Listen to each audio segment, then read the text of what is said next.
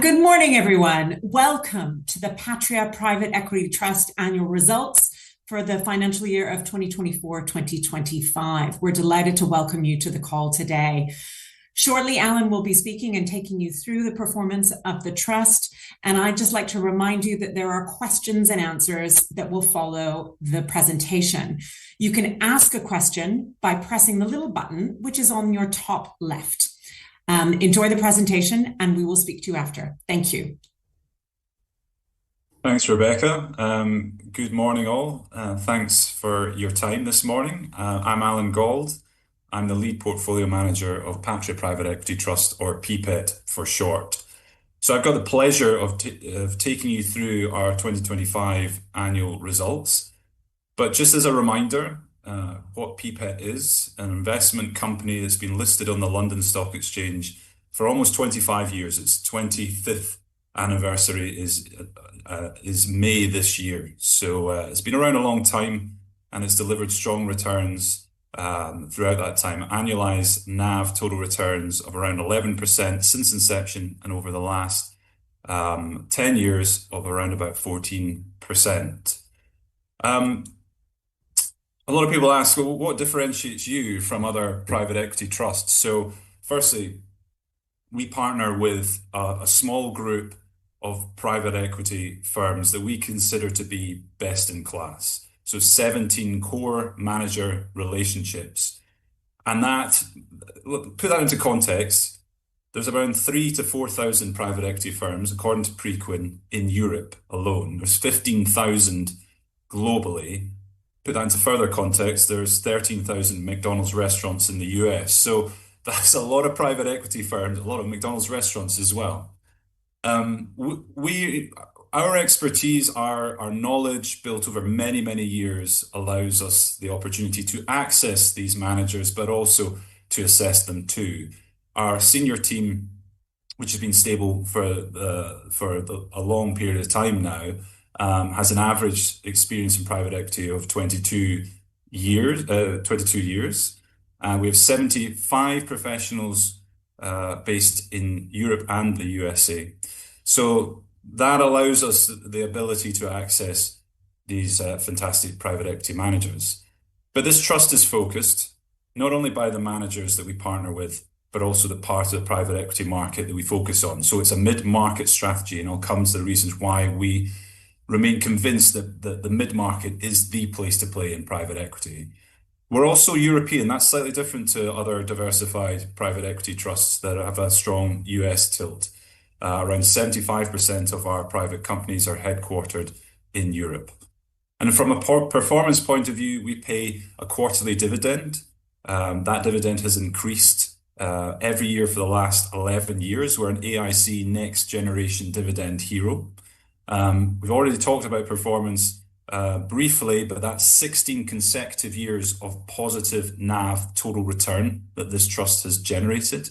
And we are also cheaper. We charge a flat management fee of 95 bips. We don't charge a performance fee on top, like many of our peers do. So when the times are good, and hopefully we're entering a period of strong performance in private equity, and we'll come to the reasons why, we don't take an additional share through fees. So double click a little bit on our investment strategy.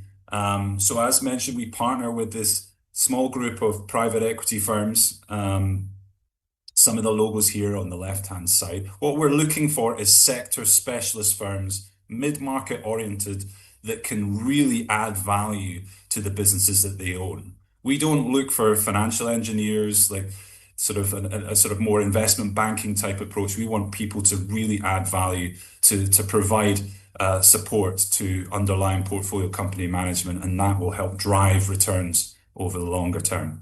And if we turn attention to the sort of portfolio composition on the right-hand side, which is this sort of old school like cooker hob, shall we say, around about 27% of our book is direct investments into private companies, and then 63% is into private equity funds alongside these managers on the left-hand side. We also undertake secondaries as well, where we buy a position from other investors part of the way through an investment's life. The orange ring there, we are a mid-market focused strategy. Around 3/4 of our portfolio is mid-market oriented. What we mean by mid-market is businesses that are valued between 100 million and 1 billion enterprise value at entry. We want to grow this even more into the mid-market, specifically the lower mid-market, which we define as 100 million to 500 million enterprise value. That currently is 33% of the book. You should expect that to grow as a proportion of the book going forward. We have deprioritized large cap as an area that we invest in. We don't invest in venture capital. This is a mid-market strategy. And then the inner ring there, you can see what I mentioned earlier, we're 3/4 European, around about 1.4 billion sterling of portfolio value.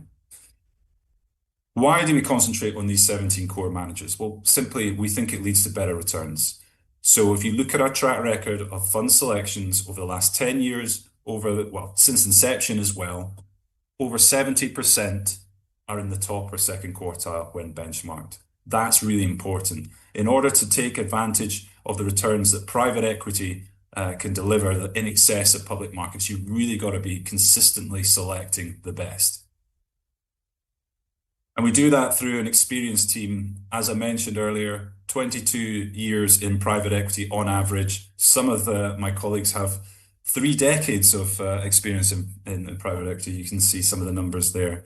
A team of around 75 professionals based across Europe and the US, around about 32 investment professionals. We've got that resource that allows us to analyze the private equity market and the depth of network as well. So why mid-market? Like, why concentrate on this part of private equity? So you can see the spectrum of private equity from venture capital on the left-hand side, where a company may not even be a business at that point, may just be an idea or a product, all the way through to the right-hand side with large cap. We like the mid-market because it's cash generative businesses, but where there's still an opportunity to create significant value. So if you look at the attractions of mid-market, the lower half of the slide, the mid-market has outperformed over the long term. That's point number one. Even in a zero interest rate environment where financial engineering can create quite a lot of value, the mid-market still outperforms, and it has a lower loss ratio than things like venture capital and growth equity. There are literally thousands of businesses in the mid-market, but importantly, thousands of family-owned businesses, founder-owned businesses, corporate carve-out opportunities. Those are the types of opportunities where private equity really thrives. Less so passing an asset from private equity firm to private equity firm. It's where they can really come in and add value to the underlying businesses. Pricing tends to be lower in the mid-market than certainly the large cap, and leverage is moderate. And then the value creation opportunities at the underlying businesses are really often multifold. So often mid-market businesses, founder-owned businesses, are really good at one thing, really good at one product or one service, and particularly in one country. Private equity can help them internationalize, can help them expand their product or services set, can help a traditional business digitize, can help a software business transition to the cloud or deal with generative AI, or simply buy and build, help them with acquiring smaller peers and build the scale of the company. Those are all the types of levers that we typically see in our portfolio. And then lastly, there's more exit optionality in the mid-market. It isn't reliant on IPO. IPO is like less than 5% of our exits are via IPO. Most of our exits are actually to strategic buyers, to trade players, and then to larger private equity firms. So the large cap players often are an exit route. So there's less correlation with public markets compared to large cap. And then why Europe? Well, this answer is becoming, a lot easier these days. But there are fundamental things that they're through the cycle, and there's some more cyclical things. There's some more point in time factors. But come rain or shine, Europe is what we consider to be the home of the primary buyer. There's so many family-owned businesses, founder-owned businesses, as I alluded to earlier, so many opportunities for private equity to come in and add value. Europe is a heterogeneous market, is complex. There are many languages, cultures, regulation, legislation. Complexity is a good thing for private equity. It means, opportunity to create value. It means a less intermediated market than, say, the United States. And it also creates barriers to entry for United States private equity firms that are adopting a fly in and out model. You have to have boots on the ground. You have to understand the local dynamics in a country like France versus the Nordics versus Germany. You've got to have that insight and boots on the ground. Europe tends to be cheaper. It tends to have less competition. And that's the middle column there that you can see. And actually today, if we move one across, continental European interest rates are significantly lower. And obviously private equity is sensitive to interest rates. That's why we're seeing right now that the European activity in private equity seems to be increasing at a quicker rate than in the US. And then lastly, sustainability. Our European firms are really, really focused on sustainability factors compared to their US equivalents. PPET's track record, as I said, we've been around for almost 25 years. We've been through the cycle. If you'd invested in PPET at the start and reinvested your dividends, you'd have made over 10 times your money. It has performed consistently over a long period of time. We're really proud of that. So turning to our results. So I think it's been a solid year from a share price total return perspective. 7% growth, obviously some way behind 2024 when we saw almost 25% growth. 2024 was aided by a considerable narrowing of the share price discount during that year. And that's a reason for its strength. But our NAV total return, we've seen the best results since interest rates rose in 2022. We're back above 10% NAV total return, which we're really pleased about. The FX headwind that we've seen in 24 and 23 with pound sterling appreciating against the euro, which is the principal currency of our underlying portfolio, that has dissipated, and actually euro appreciated slightly. So we've started to see that sort of moderate, which is great.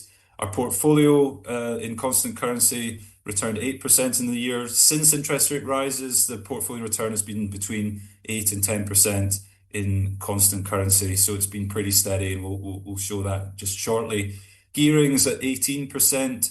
Important to note that we received a large payment on the date of on the day of the results year end. Sorry, the year end of the company of around about 95 million.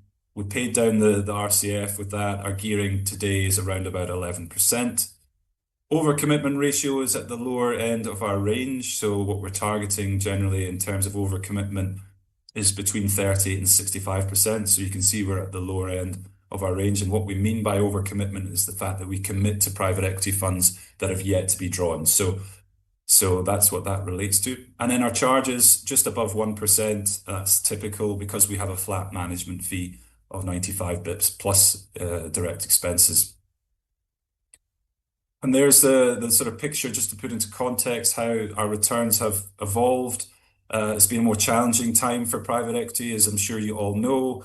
And really, we're starting to see that NAV coming back. Important thing to note here is the second half of the year was particularly strong. So we saw a NAV total return of just shy of 8% in the last 6 months of the year. So hopefully that's a sign of things to come. Hopefully that's a sign of greater momentum. And this year there might be a bit more of broader certainty in the market, which allows greater deal making to occur. So some complexity in this slide, just trying to bring it to life. The left-hand side is showing the portfolio return, what the constituent parts are of that return. You can see primary funds contributed 4.5%, secondaries 1%, and directs 2.5% to make up that 8%. And then there was an FX tailwind, which is sort of the opposite of what we've seen the last couple of years. But that obviously takes into account the weight of the different parts of our book. So primary funds are still the largest part of our book. They are still 63% of our book. When we look on the right-hand side, how the primary fund book performed compared to last year, it grew 6.8% in the year. Fund secondaries did very well indeed, so 12.6% their growth, but they're only 9% of the book. Direct investments continue to perform strongly at 9.6% growth. They're 27% of the book. Cash flows were severely disrupted by the uncertainty of the sort of US tariffs in the first half of the year. So that slowed down exits in the year. If we strip out the new secondaries and directs that we made, just look at the funds, the exits actually slightly outpaced the drawdowns, which is a good sign. And we returned around 15% of opening NAV through distributions during the year. It was disrupted by the US tariff conversation. We'll come to that in a bit more detail, how it was disrupted. But if we look first at the uplifts upon exit, this is a feature of our portfolio over a long period of time. We would see the uplifts when something exits sort of moderate somewhat. So just as a reminder, how we calculate this is that we take the exit value at date of exit when we receive the cash proceeds, and we compare that to the valuation 2 quarters prior. So on average, our exits were a 12% premium. Some people measure that from the date that an exit is signed compared to 2 quarters prior. Some measure it sort of the date that it's signed compared to the last undisturbed valuation, i.e. the valuation before a sales process kicked off. Generally, our long-term average is around about 25%. I've long been saying that 25% is likely to moderate, but I still expect there to be an uplift upon exit when we sell something in our book on average. And you can see on the right-hand side, there's a bit of a bifurcation. You're still seeing these huge exit pops in some companies. Note Gritec there, an infrastructure services business, or Sunbelt Modular in the United States. Big uplifts. We're also seeing on the flip side some exits around about valuation. But if we look at just the quarter just past, the sort of the start of financial year 2026, we've seen really good signs that exit momentum is picking up. So on the left-hand side, you can see some of the logos of our portfolio companies that have had a sale agreement signed, including Uvesco, which is one of our direct investments, and that will be around about 20 million back to the trust. So we're really excited about that one. And on the right-hand side, you can see the impact of US tariffs in the middle of the year. But this first quarter of 2026 has come back strongly. So hopefully that's a sign of things to come. Hopefully there's a more stable backdrop for M&A activity and exits to occur over 2026. An important thing about private equity investment is to stay invested through the cycle. What we tend to see in private equity is people invest at the wrong time, at the height of the market, because money's flowing, they're seeking yield, and then immediately come out of the market when there's a dislocation or a downturn. We think that's exactly the time you need to invest. And so we've stayed invested through the cycle. Good examples, you get amazing vintages, great vintages like in the post.com environment in the early 2000s, or in say 2013, 2014, 2015 with interest rate zero. You also, on the flip side, you get less impressive vintage years, maybe like 2007, just immediately before the global financial crisis, or 2021, in fact. I think the euphoric conditions in the market at that point, that isn't looking like that's going to be a great vintage year for private equity. You need to stay invested in all the different vintage years in order to diversify that, and that's what we've been doing. So we can be committing strongly. And we're committing strongly mainly to lower mid-market strategies, as I alluded to earlier. So we deployed 300 million during the year, the bulk of that to primary investments, a good amount in secondaries and consistent amount in directs. On the right-hand side, some of our new investments, there'll be logos there that you recognize, people like perhaps HG, who have their own trust. But you're doing very well if you know who Impilo are, if you know who Gilda Equity Management are. They are lower mid-market managers. Impilo, a healthcare specialist in the Nordics. Gilda, a long-standing investor in the Benelux.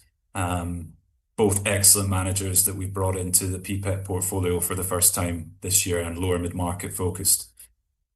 On secondaries, we made a commitment to Patria's Secondary Opportunity Fund. That was to broaden our exposure to secondaries. Our secondary exposure has been declining over the last few years. That was done with strong governance, obviously a Patria managed product, strong involvement of the board, our independent board. That will be excluded from the management fee. And I can say that the terms relating to the fund are significantly better than market standard. We're really excited about that one. It's made a really strong start. It's been marked up to 1.3 times already. Really excited there. Project Agila, the middle one there, is a package of 2 software companies in France. One's called Evalua, which is a software business in the procurement space. And the other one's Addictive, which is a business that is focused on marketing software. Both are started very, very strongly. Addictive, for example, has almost doubled EBITDA in the last year. So we think that's off to a flying start. And then Project Captain was a secondary transaction where we bought 13 fund interests and 1 direct investment interest from another LP at a significant discount. So we're really happy to get that done. And then we've continued to make direct investments, 5 during the year, alongside our core managers. Really excited about those businesses. We've got a street lighting business in Agora. We've got a healthcare services business in Vitria. We've got a healthcare business, specialist healthcare business that deals with infusions to patients outside of the hospital environment in Soleo. Rollikin is a French business that's kind of like a Screwfix of France, like an online portal that allows tradespeople to source their equipment. And then we've got Project Vamos as well, which is a business we can't disclose at this point, but is based in the education technology space. And then in terms of our portfolio, you'll remember that we introduced directs back in 2019. Before that, this was a pure fund-of-fund strategy. And directs, which is the light blue box here, have continued to grow. They're 27% of the book. Why do we want to do more directs? Because they have low cost attached to them. Most of our directs have no cost at all. So PPET shareholders only pay the 95 bips management fee, which single layer of cost, which is obviously advantageous to returns.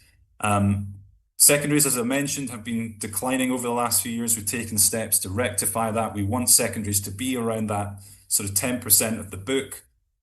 We want directs to be, in the short run, around about 30%, and the primary to make up the remainder. People sometimes are less convinced on primaries for the fund of fund, but the great thing about primaries is they provide diversification, not just by company, but directs can be pro-cyclical. When M&A activity is really strong out there in the market, lots of directs come into you.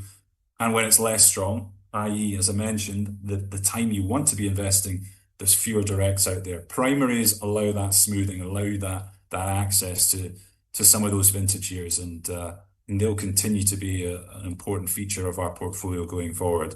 But yeah, I would say a rough guide over the short run, 60% primaries, 10% secondaries, and 30% directs. The underlying portfolio continues to perform well. So if we look at the top 100 companies, which is around 60% of the portfolio value, the top line growth was 12.4%. The earnings growth was 13.1%, slightly moderated compared to prior year when the EBITDA growth was around 18%. There were a couple of assets that fell quite considerably during the year and have since stabilized. But generally, what we're seeing is a slight moderation across the book in terms of growth, but still more than acceptable. And then our top 10 companies, important thing to note that you'll probably recognize company 1 and 3, Action and Visma. We have been investors in those companies for well over a decade. Action's been 15 years. We came in, it's done incredibly well for us. We invested into it when it was a small, well, a mid-market Benelux retailer. It's now across 10 countries. It's very much large cap now. So in due course, we will look at slowly liquidating, or not liquidating, but taking some realizations, taking some money off the table and with that asset.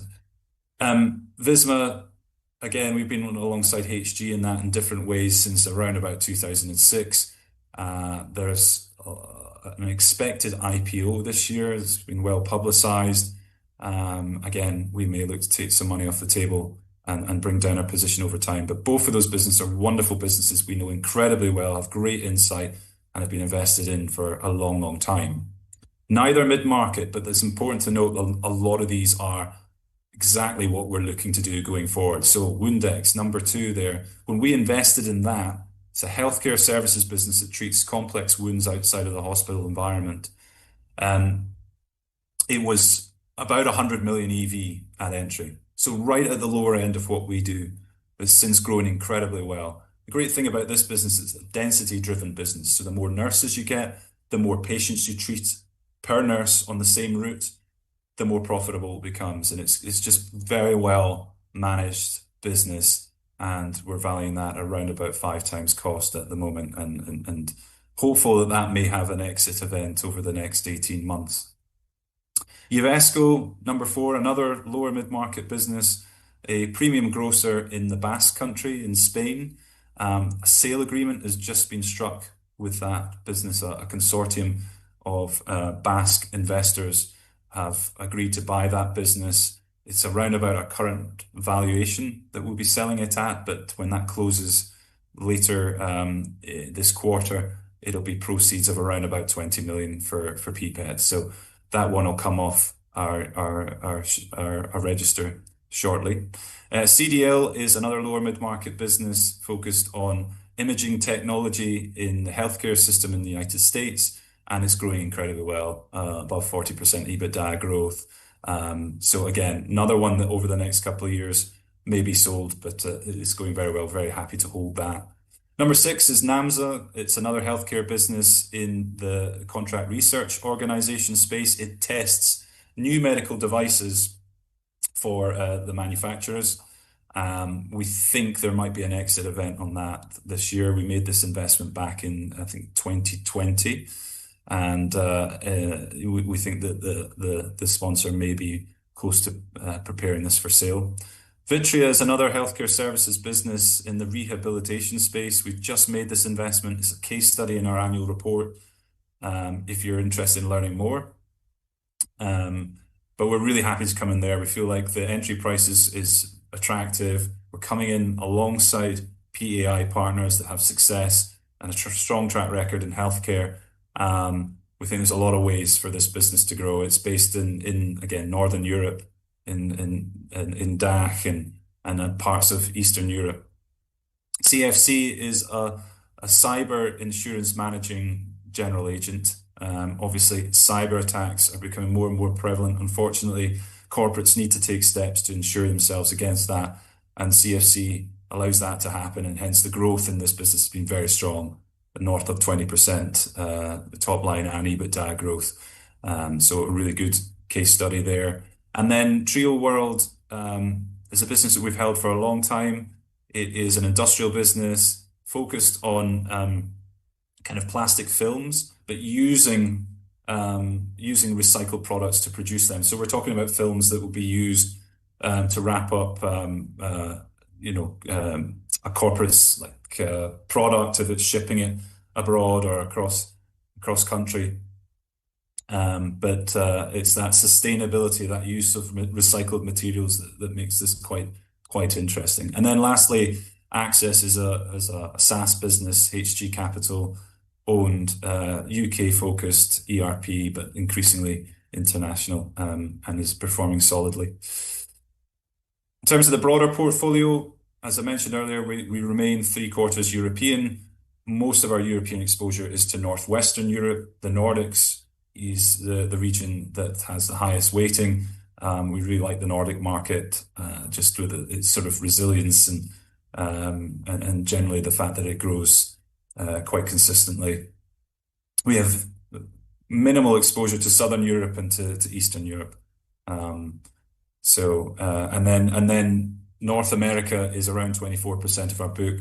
A great deal of that exposure is through European private equity managers that have expanded into the United States. And then from a sector point of view, we like healthcare, we like IT. They are 45% of our book, but we also like to be pretty well diversified across the sectors.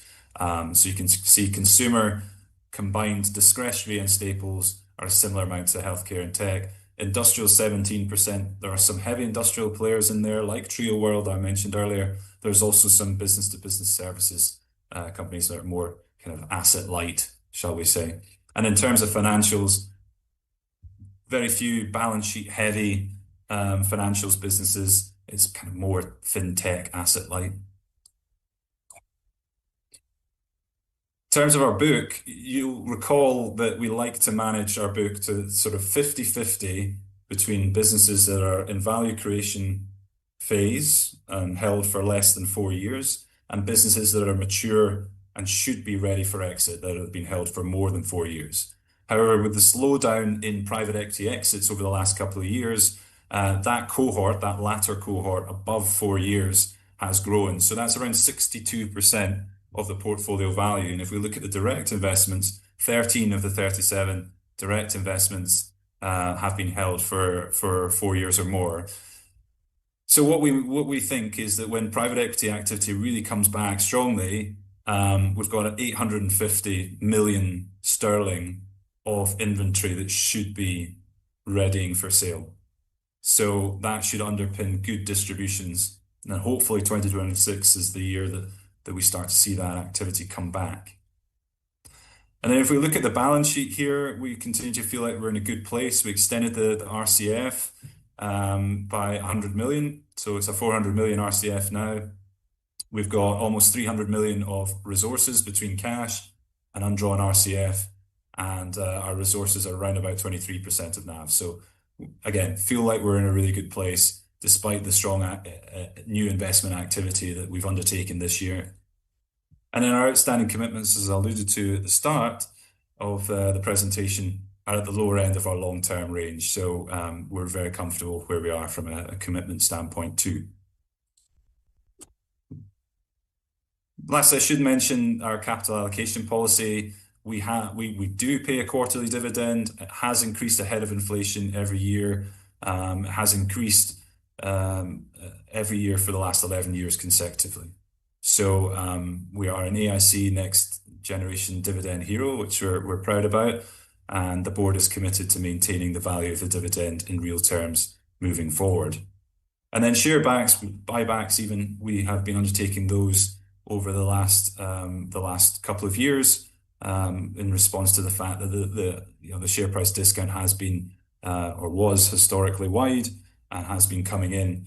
We've been able to create an additional NAV accretion to existing shareholders. So it's just another string to our bow in terms of accelerating the NAV. The share price discount has come in to around about 24-25%. Last time I looked, we want to continue to drive that further in.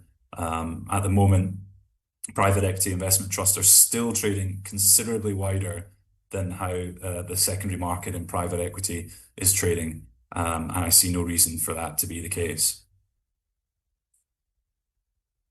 So to summarize, before we turn to Q&A, it's been a good year, a solid year in a more difficult market.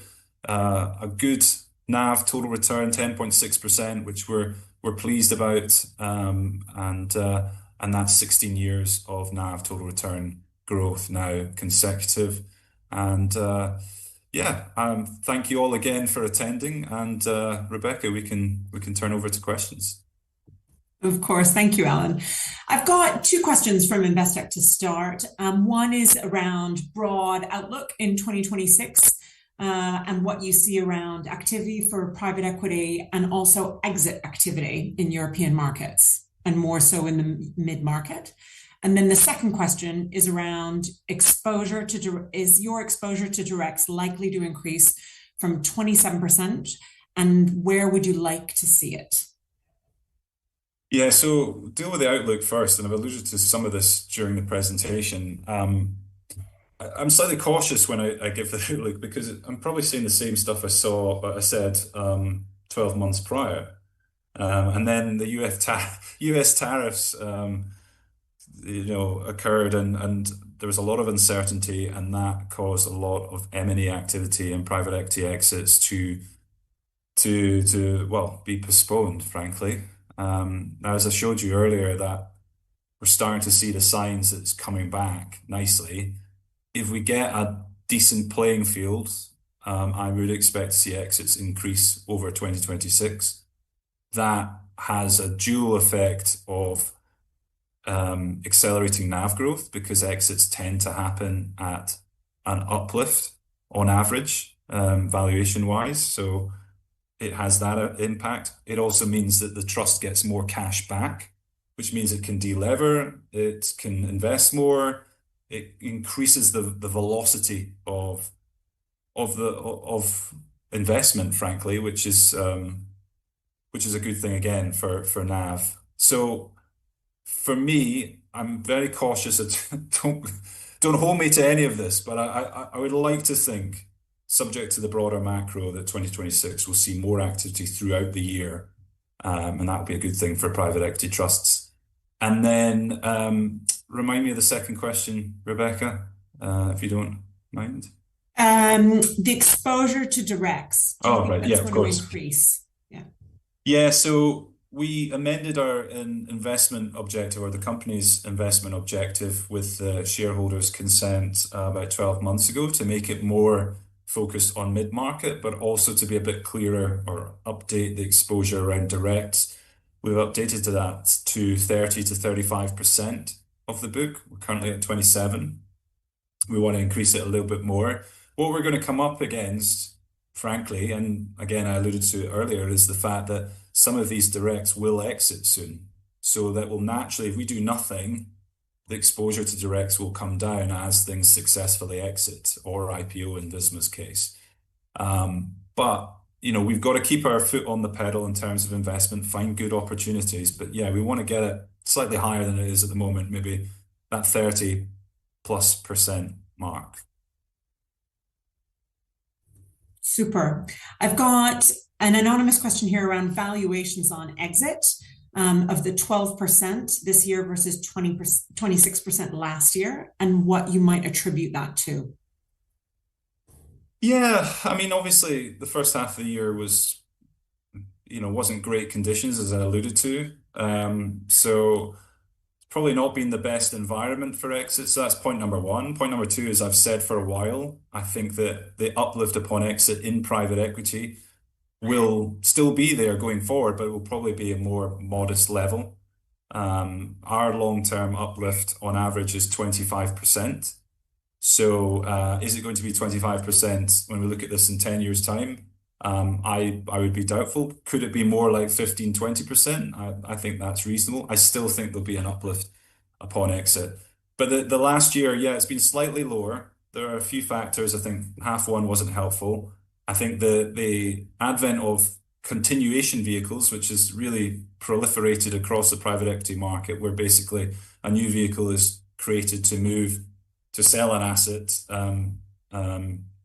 I think that those transactions tend to be at around NAV or a slight discount. So there's a bit of that in there. As you saw on the slide, we're still seeing some amazing exit pops. You saw Gritec, you saw Modular Belt. But we're just seeing a few more transactions being struck around the valuation. And I think some of that is long-term. We don't expect the uplift to be as great as it's been over the last 10 or 15 years. But some of that's just, frankly, the exit environment. It's just been a bit more uncertain. It's been a bit more challenging to exit things successfully. But this is a sort of performance metric that we follow very closely. So we'll see as we go ahead and we report our interims in June, we'll see what the uplifts look like. If I go back to that slide when I was showing the exits in Q1 of 2026 so far, some of those were at quite material uplifts to valuation. So I'd like to think this is more of a trough, and then we'll see that climb a little bit more. But yeah, as I say, I think 25% uplift in private equity like we've seen is probably not going to be the case going forward. The final question I've got in the queue at the moment is around color. Could you give us a bit more color about the underlying performance of the companies in the trust? Yeah, so if we go to that sort of top 100 chart, if I can go back and it's got something to draw your attention to. So I think that the performance continues to be pretty good. I mean, the top 10 companies are performing very well. But even if you look at the top 100, I think that a top line growth of 12.4% and EBITDA growth 13.1% still pretty good in an environment where, for not all sectors are completely flourishing. I think consumer discretion has been tough over the last few years. I think there's some areas that even tech, it's been more steady and good growth in that space. But even tech companies are finding it hard to win new logos, as they say, new customers. So there's been a general moderation compared to last year when our EBITDA growth was 18%. There's been a slight downtick. There's been maybe a handful of companies that have gone backwards out of those 100, I'd say 5 or 6. But generally, it's sort of a general moderation in growth across the cohort, rather than sort of some disasters, shall we say, in the book. It's all been pretty solid, if that answers the question. Great, thank you. I've got one more here from Ben at Hawksmoor Fund Managers. For your direct investments, do you tend to be majority shareholders? How much control do you have over value creation and exit timings? So we have not much control at all, Ben. That's the completely honest answer, because we're a minority investor. We invest alongside our core manager relationships. So it means that stock selection is very important. The managers that we partner with is very important. General selection, in terms of sectors and geography, is super important as well. Can obviously influence the management if we're not happy with what's happening, or if they're not living up to their promises in terms of being the manager that we partner with, being the majority owner. We can hold their feet to the fire, but from a governance point of view, in terms of controls that we have, it's quite limited. So it is being completely transparent, it's quite focused on that point of investment and making sure we get that right, and we're partnering with the right people, we're backing the right assets.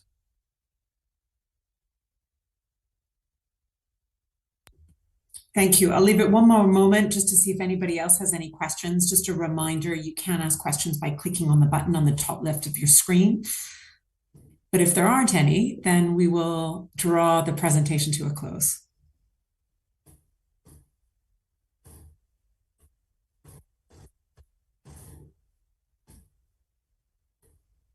I think that's probably it for today. Thanks so much, Alan. Thank you, Rebecca. Thanks all for your time. And please do reach out if you have any specific questions. Thank you.